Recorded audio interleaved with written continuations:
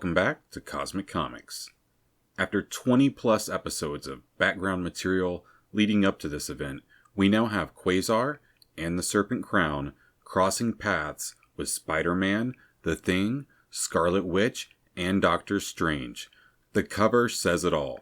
Twice as many pages, twice as many thrills, king-size annual. It's 1982, and I'm talking about Marvel Team-Up Annual number 5, written by Mark Gruenwald. Before I can get into this issue, I have to stop and add that Mark Gruenwald did most of the penciling for this issue, a rarity. I've read somewhere it's because he was a slow producer. Either way, this issue brings to a head the way Mark Gruenwald works.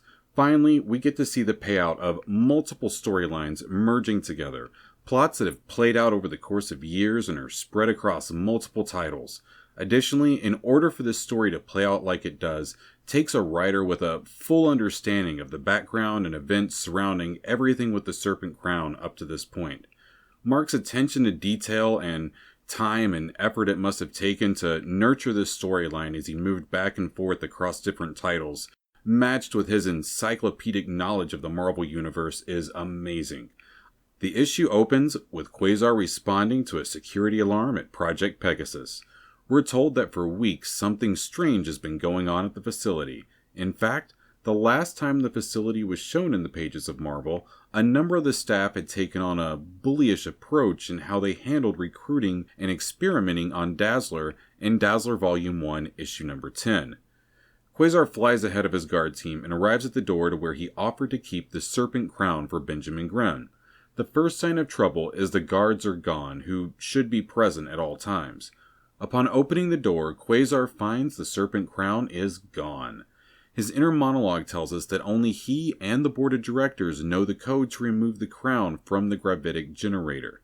As Quasar ponders why he wasn't told of the crown's removal, we see the crown in hand behind him. A member of Quasar's security team tackles him. Quasar uses a short burst from his quantum bands that he's presently calling Uranian energy bands to throw his staff away from him. Quasar is pissed off, but before he can get any answers out of his men, the Serpent Crown is placed on his head from behind. No! Not Quasar! No! Quasar tries to remove the crown, but it's too late. Set is already whispering to his mind. With his last free thought, Quasar sends a burst of energy into Project Pegasus' central communication matrix. Now we switch over to the Thing, who appears to be having a great night off by himself at the Baxter Building. Everybody else is gone, and he's ready to watch the fight of the century. Wouldn't you know, that's when the phone rings. Ben goes to pick up the phone, and that is when things start to get a little weird. That burst of energy from the quantum bands comes out of Ben's phone line and materializes in front of him before fizzling out and then disappearing. Ben does the right thing and calls to check in on his friend. These two have fought side by side on more than one occasion, hung out together outside of work, and have a number of mutual friends. It makes sense that Quasar would reach out to Ben and that Ben would want to go and check in on him. Quasar claims that odd call was a mistake. Ben notes that Quasar was acting odd but wants to get back to the fight. But wouldn't you know, that ever-loving blue-eyed Thing can't enjoy the fight because he can't get his blonde-haired pal off his mind, and before the fight is over, Ben is left in the Pogo plane to check on his friend. Several pages in, we finally get to Marvel Team-Up's main character, Spider-Man. While taking down some street-level criminals carrying stolen video games, Spider-Man thinks that he sees a giant snake. Spider-Man isn't sure what he saw was real or not, as he feels his spider senses should have gone off. We then get several more panels of Spider-Man complaining about his mental state. His head feels woozy, and he completely ignores the criminals he nabbed and just leaves the scene. Turns out he was in a hurry to get to Doctor Strange's mansion. Upon arriving, Spider-Man is ushered in where he asks for Stephen's help in deducing his ailment. Doctor Strange uses the Eye of Agamotto to gaze upon Spider-Man. The vision he sees is that of Spider-Man's astral self being crushed by Set. It seems the potion Spider-Man drank while possessing a body in the past didn't completely cure him of the serpent's bite, and that a non-toxic residue still resides within his system and is somehow tuning Spider-Man in to Set's movements. Doctor Strange uses his mystic orb to locate the source of the troubles attacking Spider-Man's astral self. And wouldn't you know, it's Project Pegasus, the same place we last saw the crown. Or crowns, because remember that the crowns from Earth S and Earth 616 have now been combined into a super Serpent Crown. The two heroes leave at once for upstate New York, and since neither one of them apparently owns a car, they rent one. Upon walking into the building, Strange reveals that he knows Spider-Man's secret identity by calling him Peter. This leads to a cute side panel where Spider-Man and Strange discuss who is going to drive. Spider-Man doesn't want to drive, but Strange makes a good case by stating that due to Spider-Man's spider senses, that his webbed companion should be the safest driver on the road. Once they hit the road, Spider-Man asks Strange to tell him what he knows about the Serpent People. Dr. Strange lists the last 3 times he's fought against the Serpent Men in the past. The Cult of Sliggeth in Starksboro, Massachusetts, the Cult of Damballa in Haiti, and the sewers of New York City, where Spider-Man saved Doctor Strange's life from a human member of the Serpent Cult. I could divulge into a deep aside on both Sliggeth and Damballa, their origins, allegiances, etc., but it doesn't have any impact on the current plot, and I've got a full king-size annual to cover here. If there's real excitement about these characters, let me know in the comments below. Strange uses his astral form to research the connection between Sliggeth, Damballa, and the Serpent Men's recent attempt to take over the world. What he finds at the center of the madness is set in the Serpent Crown. Strange then condenses what has taken me 16 episodes to cover, down to 3 pages. While all this is going on, Scarlet Witch and Vision, who are married at this point in time, are both having a night out and watching 1981's Raiders of the Lost Ark. Indiana's fear of snakes conjures visions of astral snakes for Wanda, who in the past has worn the Serpent Crown and defeated Damballa. Once outside, she tells Vision she senses the crown is active once more. He offers to come with her, but she leaves him behind and says to assemble the Avengers if he hasn't heard from her within 24 hours, and to contact the Thing, who should know the location of the crown. Meanwhile, Ben has landed the pogo plane outside of Project Pegasus and is currently climbing the sheer cliff walls below the facility. He then uses his fist to punch a hole into the project's rail system. Before Ben can take more than a few steps, Quasar arrives. This panel has to be one of the creepiest panels I've ever seen of Quasar. The crown, the scaly skin. We still aren't sure what's happening here, but we know it's going to be bad. Quasar says he is now a servant of Set and blasts Ben while telling him that he plans on making Ben serve Set as well. Ben goes on the offensive by tossing a boulder towards Quasar, an almost laughable attack. While destroying the boulder, Quasar ups his love for Set by a notch by calling himself an apostle of the Lord Set. Ben tells Quasar to fight the crown, but he knows he has to get the crown off Quasar's head before it's too late. And then it's too late. Quasar has Ben's feet and hands wrapped in energy bubbles. The ease with which we see Quasar dispatch of a heavy-hitting character such as Ben begins to show us a glimpse of how powerful the quantum bands are. Quasar promises to free Ben once he becomes a follower of Set. It's at this moment that Ben realizes he probably should have told somebody where he was going, maybe left a note for Reed and Sue. Several hours later, Spider-Man and Doctor Strange pull up outside of Project Pegasus. Already Spider-Man's spider senses are tingling. Doctor Strange agrees that he can feel an aura of evil coming from inside.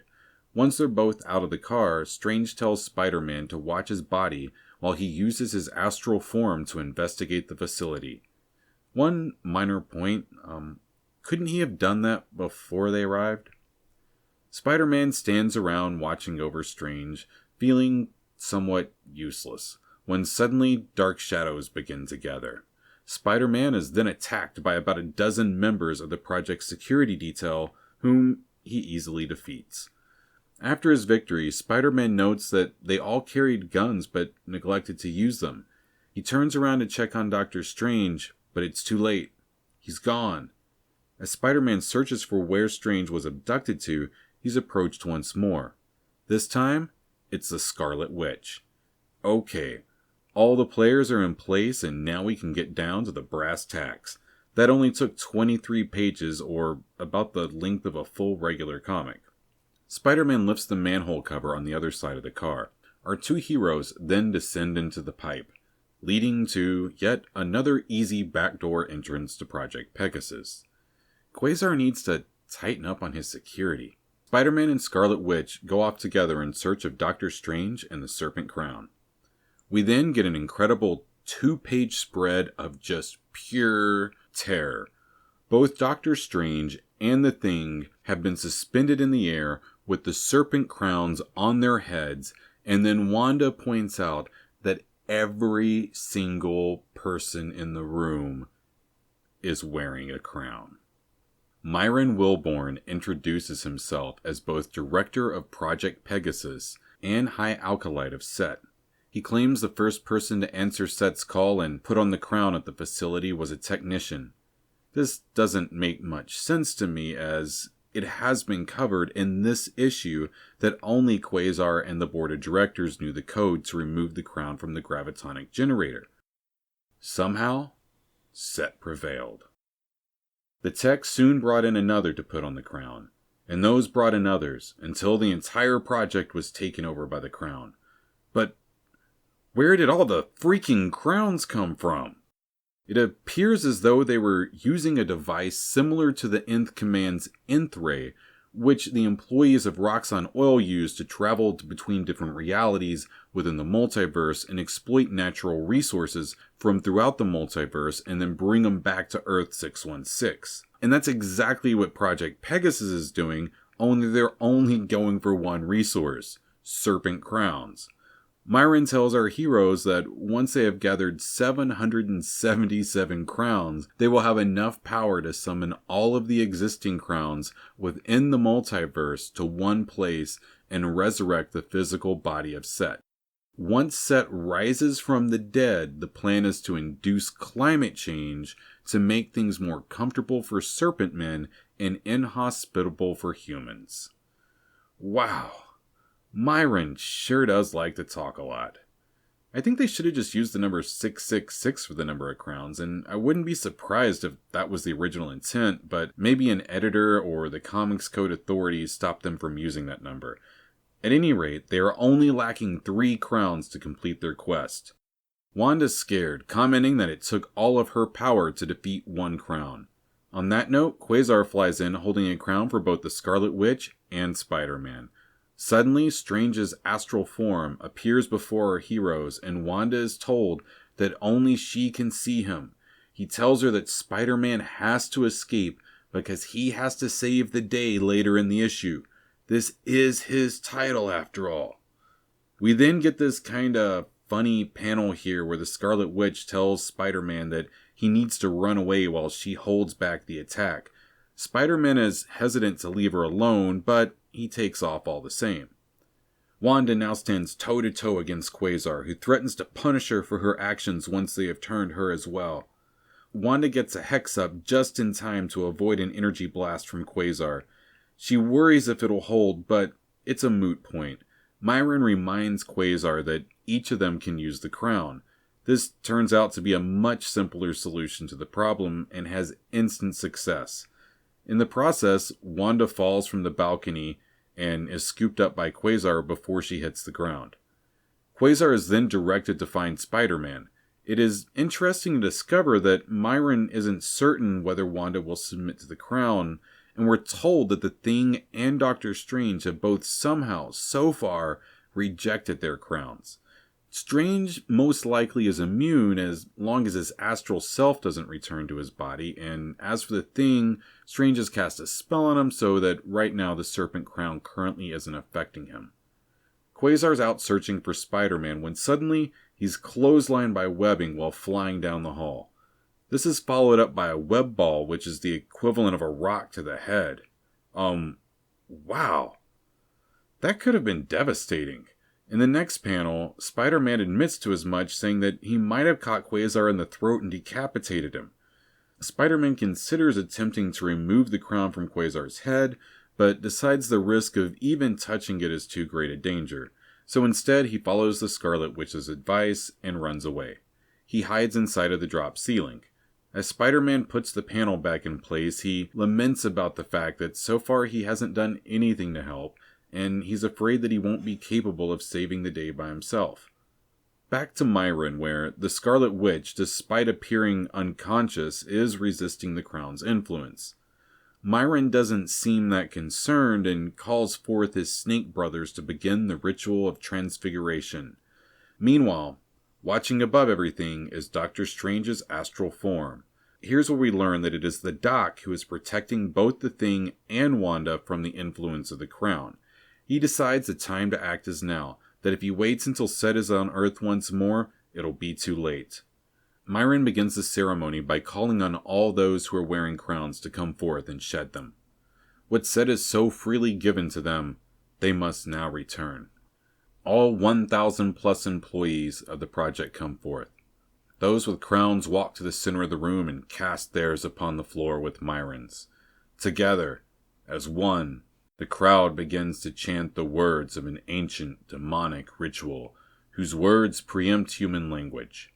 As the ritual continues, light begins to emit from the pile of crowns, and the snakes upon them begin to writhe with pleasure. Then everything glows brighter, and out of the light emerges a singular, gigantic serpent crown. The final crown for the ritual rests upon the Thing's head, and it begins to dissipate as Strange's astral form removes it from Ben's head. The Thing then uses all of his might to overcome Quasar's energy constructs. He smashes his way free, but finds himself falling towards the giant crown upon the ground. The Thing recognizes it for what it is, a giant serpent crown, so the Thing does what he does best and gets to clobbering. What he doesn't realize is that this new form of the crown is alive. While the Thing smashes away, one of the head rises up behind him, and before Doctor Strange can even attempt to warn his friend the Thing, he is swallowed whole by one of the heads of the serpent crown. Meanwhile, Spider-Man is crawling through the ventilation shaft, lamenting that the Scarlet Witch didn't let him in on the plan. But then he comes upon an opening over a door labeled, "Danger, Cosmic Cube." Spider-Man gets the bright idea that maybe he can use it as a weapon against the serpents, and all he has to do to get into the room is punch a hole into the ceiling of the ventilation shaft. Ugh. Come on, Quasar. Much to his surprise, Spider-Man discovers that the cube is already gone. Then he remembers seeing a cube hanging in the main room. Now, I didn't point this out on purpose earlier, but yeah, see, look here. It's back on that 2-page spread. Spider-Man dashes past a still unconscious Quasar and discovers Doctor Strange fighting the giant serpent crown. He arrives just in time to see the Scarlet Witch being swallowed whole. Spider-Man knows that the time to act is now. He throws his web and swings over to the Cosmic Cube. And there you have it, Marvel fanboys. Spider-Man in control of the Cosmic Cube. Okay, maybe not in control, but certainly in his possession. But the moment doesn't last long, as Spider-Man is also swallowed by a serpent head. Doctor Strange is the only hero left standing, and he knows that he can't last much longer.